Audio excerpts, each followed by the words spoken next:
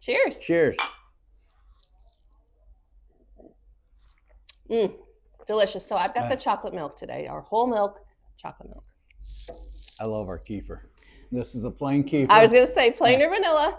No, it's plain kefir, and it's my go-to. Yeah, just straight. Straight plain kefir. Do you ever put it in smoothies or anything? For the kids. Yeah. For myself, I just do a straight plain kefir. That's my go-to. It's my jam. Okay. I mean, I love our vanilla, but it tastes like a milkshake. And I like things less sweet. Sure. So that's, I have tried already. If you're going to add vanilla extract, you need a little bit of sweetness. Oh, okay. It helps round it out. Like I have tried on my own, playing around with different flavors to add just a little bit of vanilla extract to it. And it just needs a little bit of flavor. Now, I will at times, very rarely, because I don't like sweet stuff, but I will add some maple syrup to it. Ooh. Yeah, just Does take it blend a spoonful. in well? Yeah. Honey does not, but maple syrup will blend in very easily. Nice. And you'll just it's a great fall drink. You're getting into fall, and you're Perfect. feeling those fall vibes. Yeah. Add some that's my pumpkin jam. spice seasoning too. You can. You could. I mean, everyone do their own thing. Okay. Have you ever that's baked or cooked with plain kefir? No, I use buttermilk for that. Yeah. I mean, you can. It's essentially the same as buttermilk, kefir. Kefir does have more probiotics, but once you're baking with it, you're not getting the benefits of the live probiotics like you get with drinking it straight. They're still there. There's supposed to be some residual benefits come through, but I use buttermilk for that. And that's my go-to. Okay, so I should introduce Joe Miller, our Director of Sales and Managing Partner of Kalona SuperNatural. It's good to have you for Milk Chats today. It's good to be here. So tell everybody where you came from, because you're not in Kalona, Iowa all the time. No. So I live in Pennsylvania, central Pennsylvania. Go Eagles. They won the Super Bowl this year. We'll give them that. But I live in central Pennsylvania. Have lived there pretty much all my life. Was born in Indiana, but that's a long story. We don't need to go back that far. But in the early 2000s, actually late 90s, I started working with some local farmers that were starting up their own milk processing. Okay. And I was traveling up and down the East Coast, helping them with some of their marketing, with some of their labeling, getting the word out to consumers about their products. Doing that for a while, and then I got involved with the local dairy in central Pennsylvania that was starting in the early 2000s. And with a startup like that, you're doing a little bit of everything. I drove the delivery truck. I worked in production. I worked in warehousing. Yeah. I did the accounting, the invoicing full time. I did a few other things in between, but came back there in 2009 because I love the dairy business. I love working with the farmers, and I love what we do. So I worked there, and then in 2020, I joined Kalona SuperNatural. So what really makes you passionate about dairy, about milk? Yeah. So I love good food, and that has always been a driver for what I really enjoy doing. I knew I wanted to be in the food business because it's a passion of mine. I love good food. Why dairy specifically? I did 10 years ago or something, I really sat down and go, do I want to stay in dairy or do I want to explore other food areas? And I would enjoy any food business across the whole grocery store. But dairy is really about supporting the small family farms. Yeah, absolutely. There are large corporate farms out there. Not knocking them. They serve a purpose. They do their thing. And they're providing us with great milk. But the small family farm that really puts their passion, their livelihood into producing the best quality product the best quality milk, and we have the opportunity to take that to market. And let me give you an example here of why I think this is so crucial, not just for our food, but for our communities. In 1970, there were over 648,000 dairy farms in the U.S. Wow. The average dairy farm was 19 cows, had 19 cows. Those are small family farms. Yeah, small family farms scattered across the country, and really concerned. 19 cows, they know their cows. Concerned about the well-being of their animals, taking care of it in every community across the country. In 2022, there was less than 25,000 dairy farmers. Why? With average herd size being over 330 cows. Oh my gosh. So we inverse this thing. We cut down, and I know we had to look at, part of it has to do with efficiency of having more cows. You know, today here at Kalona, our average is 35 to 40 cows. So it's higher than that 1970 average, but it's still a very small family farms. We have some farms with as low as 8 or 9 cows. Yeah. Because the community we work with are really small. They care for their animals. And that's not saying that your corporate farm doesn't, but I believe there's something missing in our communities when we lose these small family farms. And one of the reasons we're losing them is because our food system has focused more and more on efficiency, driving production, driving the highest volume possible, and not focusing on the quality of a good dairy product and a good food in general. I just spent several weeks in Italy here this last year. I had an opportunity to go there. And they were telling me, that a lot of the good olive oils, the good wines they produce over there, they're like, you can buy the best Italy-made olive oil or wine in the United States, but it's all still mass-produced because it has to be produced in volume to ship it over here.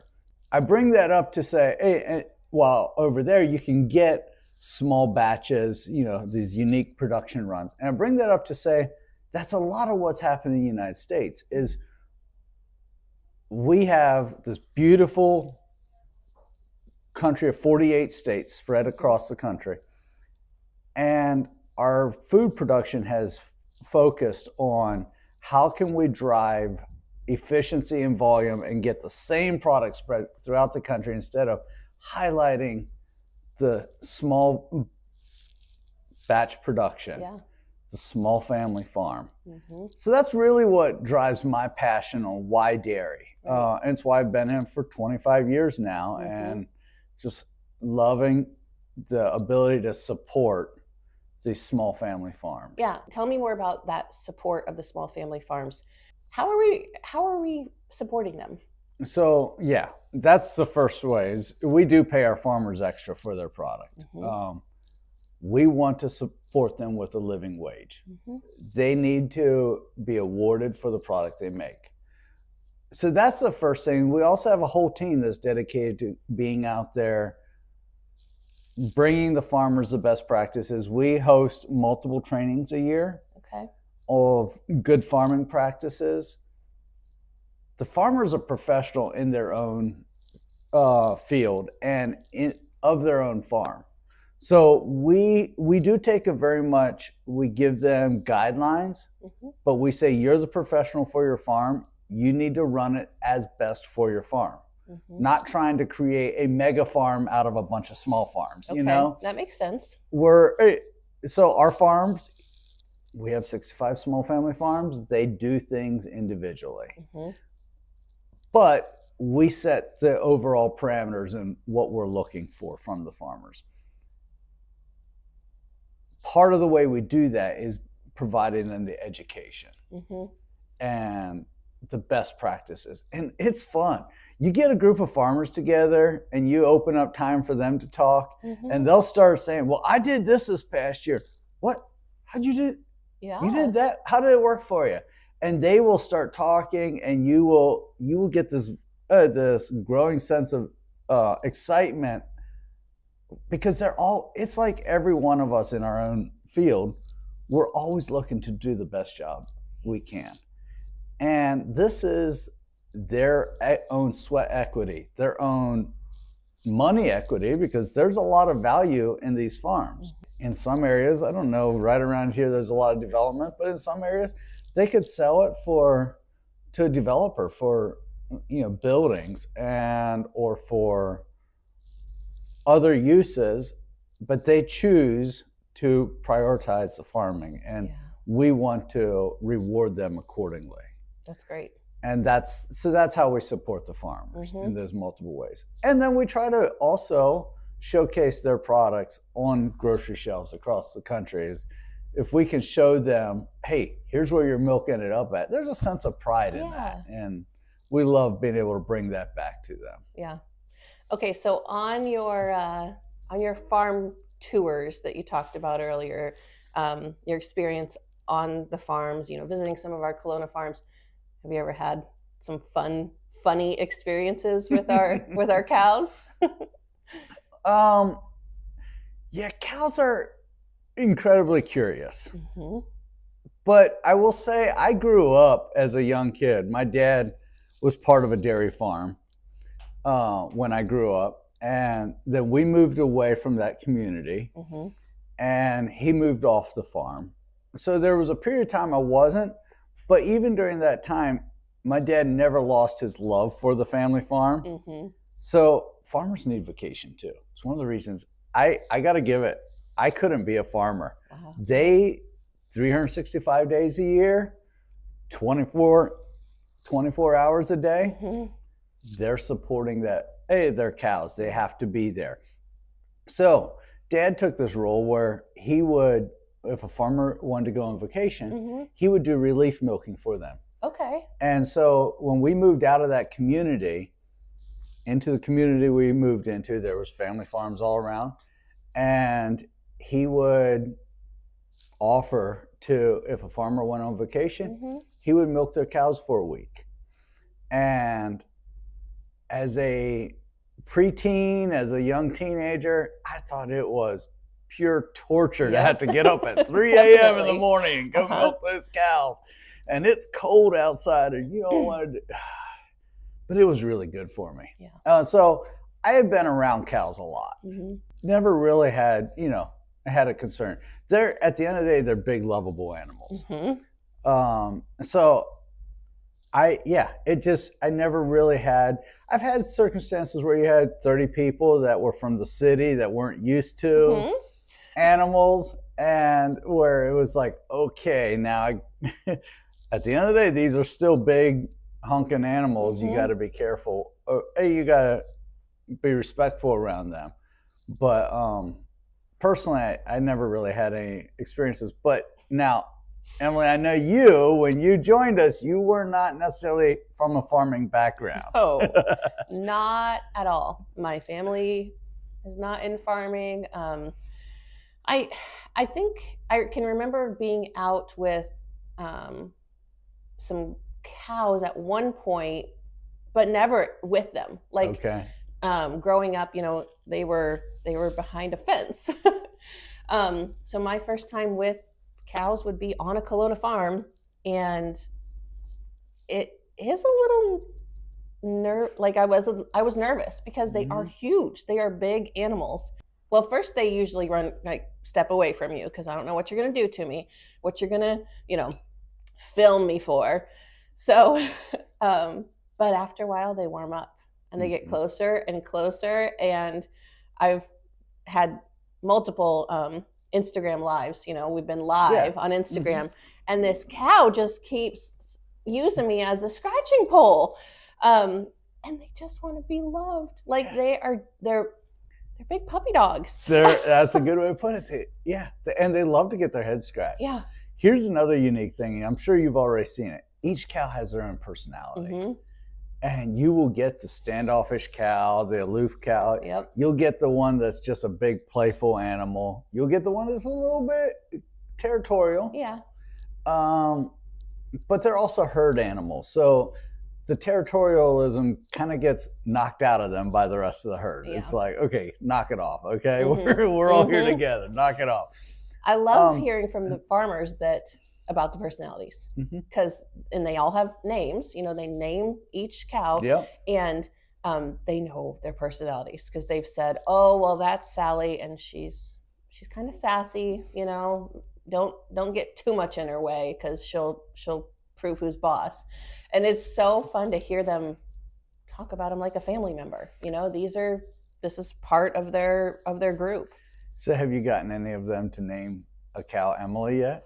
No. You gotta work on that. Yeah. I can't wait. Yeah. I'm gonna have to the next time we're out, which, you know, will be for spring flush, we'll go out to the farms again. I'll have to talk them into. Oh yeah. Maybe there's already one named Emily. There might be. I've never had the desire to get one named Joe because I didn't want to do that to the cow. but I've had other ladies on my team in the past that had farmers name a cow after them or a calf after them. Because, I mean, obviously by the time they're a cow, they already have a name, but a young calf. It's kind of fun. It's kind of cool. Okay. You need to. So I got another one for you. Have you ever just gone to the back area of a pasture and sat down and waited for the cows to come to you? I have not. Do it. Okay. Have your camera running and, you know, in an area where the cows, not on the other side of the pasture from the cows. Yeah. But in an area, just sit down in the grass and wait for them to come. Yeah. And they will come, and it's a beautiful sound when they actually get so comfortable. They're just chewing grass around you and chewing their cud. And it's just like they're chomping around you. And I always thought, you know what? Just going out there, the cows could produce a beautiful ASMR video of just that chomping on the grass. I have had some of my most peaceful moments just sitting in the pasture and letting the cows circle all around me. And you'll get that curious cow every once in a while that'll push in and want to nose you. Why are you here? Why are you here? What are you doing? They don't know their own size. They're not there to hurt you. I say that, and anyone watching or listening, just don't go walk into a herd. You don't know. There might be a bull there, which would be the male cow. And they can be very territorial. Oh, yeah. Stay away from there. But if you know it's, just a herd of female cows, it can just be so relaxing. Yeah. Try it sometime. I will. Maybe next time. Okay, so you're Joe on the go. Yeah. So people have seen you on our social media, and you're Joe on the go. So when we see you in a grocery store, what are you doing? So I'm going in there and building relationships with the store managers, with the dairy managers. I'm checking on our product to see, is it on the shelf? Is it presented well? How's it selling? I want to know, are people coming in and buying it? Are they asking questions about it? What more can we do? Because the dairy managers are, in a lot of stores, they're the gatekeepers for our products. Like, if you want products in the store, talk to the dairy manager. If you want to know what's the best product in the store, what others are buying, talk to the dairy manager. And almost every store has their shoppers that are in there almost every day, or their shoppers that are in there, multiple times a week. And they have built relationships with the dairy manager. And so I'm going in there and saying, hey, what are you hearing people say about our products? Because I want to know. I hear a lot from you and your team on how products are, what consumers are writing to us and saying about our products. But I also want to hear from the people on the ground and what are they saying. So I'm in the area, and I will do a store audit. I'll oftentimes have coupons along with me. I'll put coupons out to help drive new trial. I love it when people that love our products already can get a deal on it. But the real reason we put coupons out there is because I want somebody new to try our product. I want somebody to go, oh, I've never seen this before. Let me try it. because we expand our community by that way. Yeah. So I'm out there, I'm putting some coupons on, I'm talking to the dairy manager, and a lot of it is around an event that I'm going to, either a food event, a retail event, or meeting with a corporate store to talk about their chain of stores. But I love the small independent grocery stores too. So I'm always looking them up and saying, hey, I want to visit this. So that's what I'm doing out there. And then it was your suggestion. You're like, Joe, bring people into your world and do some of these Joe on the Go segments. And so that's what I've been trying to do, is show people where I'm at, and then highlight some of the stores that I'm at. Yeah. What's on the horizon? What's coming up? Any new stores, new products, what's happening? We have some. As you know, lately, milk supply has been tough. And I'll say I'm sorry. Sales have picked up. Demand's picked up. We have not added any major major chains on. A lot of this has been growth within our stores that we were already at. We've added some, but demand has shot up significantly. And it's not like opening the faucet a little bit more and suddenly you get more milk. Right. These are living animals. These are farms that we don't necessarily, want to. We encourage our farmers when we need more milk like this, hey, add a few cows on if you can. Sure. If you have the capacity, add a few cows on. And to their credit, many of them have. But the demand has just picked up so much. So there's a little bit of hesitancy on pushing out there too much because we are struggling with the milk supply to meet the current demand. That being said, we are working on supply. We have more farms coming in on the horizon. We have more milk coming in. And we are adding some more. We do have several new things coming up. Whole Foods is picking up our yogurt and kefir in a few additional regions. Really excited they're picking up our honey yogurt in the Midwest region. Sprouts is picking up our yogurt nationwide.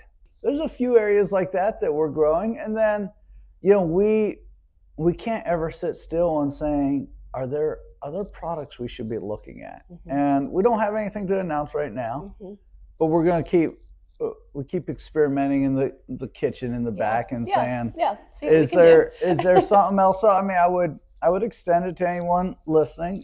Let us know what you would like to see. I'm asking for your help. Reach out to your store manager and let them know how much you appreciate our product.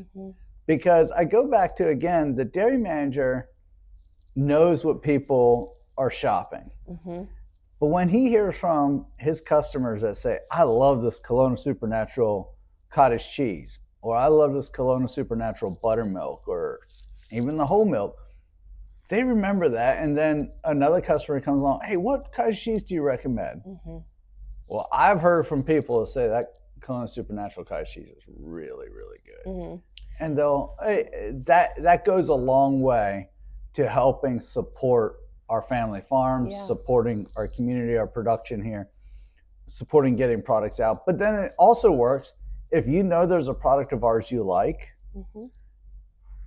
let the dairy manager know that, hey, I know you carry their whole milk. Why aren't you carrying their kefir? Why aren't you carrying their honey yogurt? Which I said I don't like things sweet, but that honey yogurt, I feel like we dialed that in just right. It's not overwhelming in sweetness because we add no additional sugar, as you know, but it's just that beautiful blend of our plain yogurt with honey. It's terrific. Anyways, I'm getting off track. But you were asking about what we do. I want to go back real quick to, you mentioned, as a customer, if I've found Kalona SuperNatural cottage cheese, and I love it, but my local store doesn't have it, you talk to the dairy manager. Now, why is that better than calling us? Well, let us know. I mean, we're always happy to hear what you're looking for.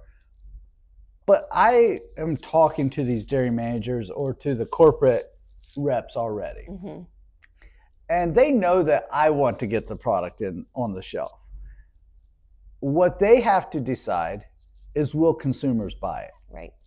So I want to get it in. I've already let them know that I want to get it in. I already let them know that I think they should carry it. And they're like, yeah, you want to sell it. You have your own reasons, and I do. Mm-hmm. But what they have to decide is, do consumers want it? And I will take, when a consumer sends us a message and says, we want this, I will take a compilation of those into a dairy category manager or a dairy manager or store manager and say, look, here's consumers that have said they want it in your store. And that's good, but none of that takes the place of them actually hearing from our consumers saying, especially if they already carry some of our products, and they're like, why don't you carry the honey yogurt? Right. The cottage cheese. Right. That opens that door up. And then I'll hear from category managers at times that go, you talked about this, I didn't pay much attention, and then I started hearing from some consumers, and all of a sudden I'm like, oh, people are looking for this. And it opens that door. Yeah. Yeah. So that's why it's so important to reach out and let them know. And thank them for the products they do carry. They're supporting small family farms. And they're supporting minimal production practices, practices that take extra work, that take extra time. And so we do really appreciate them. And I love for them to hear from consumers that acknowledge that their appreciation for carrying this. Yeah, definitely. All right, Joe, you talked about the plain kefir and you love it. And I know you love the honey yogurt. Yeah. What's your favorite? Like, what product is always in your refrigerator? Boy, I love dairy. It's all of the above. You can choose a couple. I gotta say, probably the plain kefir is my go-to always in. My kids, it's the sour cream. And they get upset. Not upset, but darn close to upset if the sour cream's not available. And they'll put it on almost everything. Yeah. They got into this thing a number of years ago. We did fresh peas. Okay. And they put sour cream on their fresh peas. Okay. They love sour cream. And just the other evening, we had peas again, and we didn't have the sour cream out. They ate them all, and we were just finishing up with the meal, and they're like, we forgot the sour cream. Oh my gosh. Yeah. Okay. I'll have to try that one. Yeah. I mean, it's good. It's not my go-to, but it's good.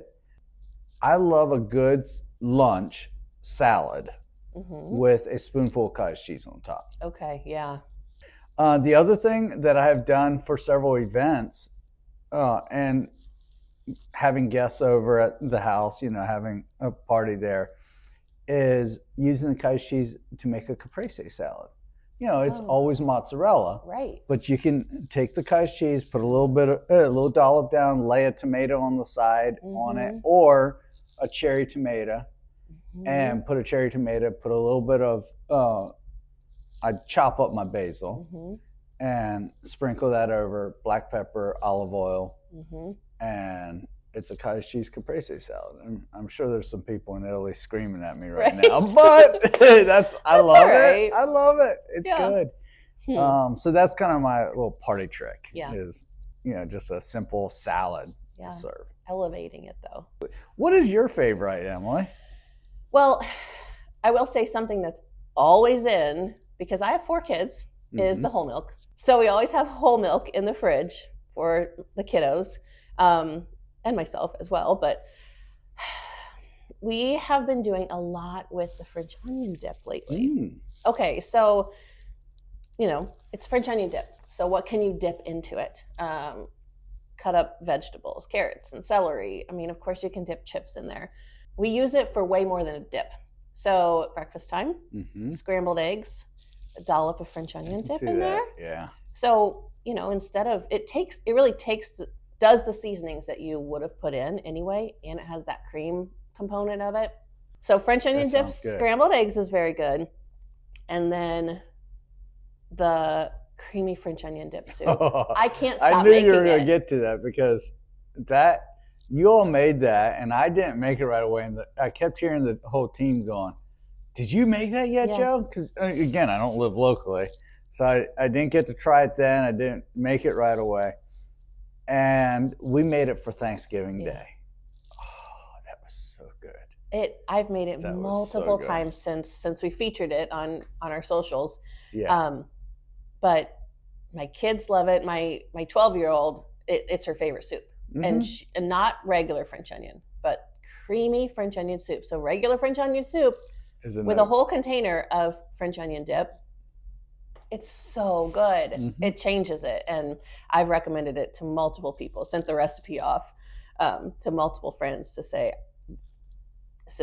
this wouldn't be your go-to to put dip in soup, but try it. Oh, it's so good. Try it. Yeah. That was the best recipe I think I've ever tried that we've put out. I mean, we put out some good ones.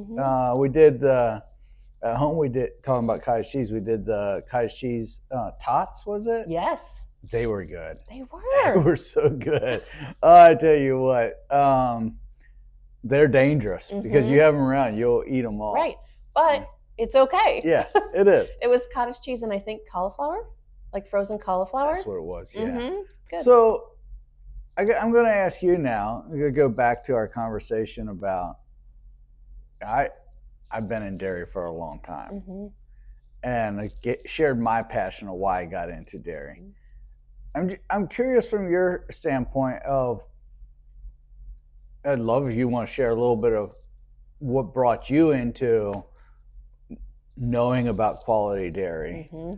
But as you got into the dairy business, the processing, working with the farms, going out to farms, what's been your biggest surprise? And what's been the one thing that's gotten you the most excited? How I got introduced to organic dairy and why it was important was my mom. I mean, isn't it your mom who tells you what you should do? So it would have been 12 years ago. Okay. My mom was living in Iowa, living in Des Moines, and I'm not quite sure how she found Kalona SuperNatural, but started to be a customer. And we had just had our first child, and she said, "You have to feed her organic dairy." And I said, "Well, you have to buy it for me then," because it is pricier. Of course, it's more expensive than conventional, dairy. But when I did finally get on board, when I finally started buying it, we started with the whole milk, the vanilla yogurt, and the cottage cheese. Those were like our three, our gateway into organic dairy. And so that was 12 years ago. About 10 years ago, Kalona SuperNatural had a 10-year anniversary party, and they posted it on Facebook that they were having this party. And I thought, well, it's not too far from me. And my mom she came from 2.5 hours to attend this party. So it was an anniversary party. They had a white tent outside. I'm pretty sure we were the only consumers there. It was mostly the farmers, the employees for Kalona Organics. So we did really stand out. So we got a lot of, I would say, attention, just the employees asking us, tell us about how you heard about Kalona SuperNatural and what products do you like? I never had the chocolate milk before then. And I remember one of the staff members at the time, because they, of course, had the products to sample and enjoy. And she just came back with 2 jugs of it and said, well, here, take this home with you. And so trying the chocolate milk for the first time was a big deal. And then it was from then, again, on social media, Kalona SuperNatural posted that they were looking for somebody to demonstrate the products. Mm-hmm. So go into stores, I think they called it a brand ambassador. Yeah. So I applied. I thought, sure. I mean, I had a full-time job, but every couple weekends I could go demo the products. And so I did. I was the demo girl in grocery stores, having people try the products. And it just evolved from there. So I've really been a customer for at least 10 years, and then part of the group for 8 or 9 years now. Mm-hmm. And then just recently came on, left my position. I was at the Children's Hospital. So taking care of kids, totally not dairy or marketing or anything like that. But came on board full-time here as the marketing manager. And I feel like I've been here forever.